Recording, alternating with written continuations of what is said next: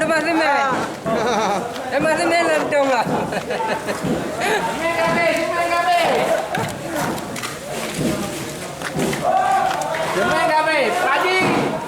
Pak Haji ni yang kenal lah. Anda mak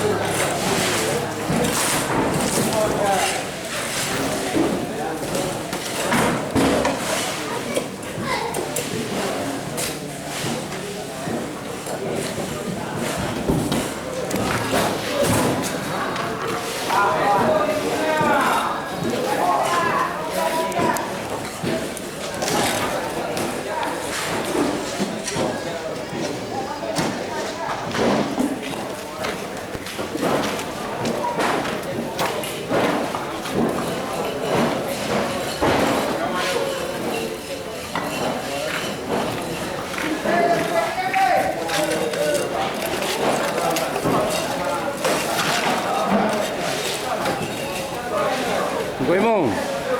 Pajak beli masjid tau. Bum tu me bak puasa tau. Alhamdulillah.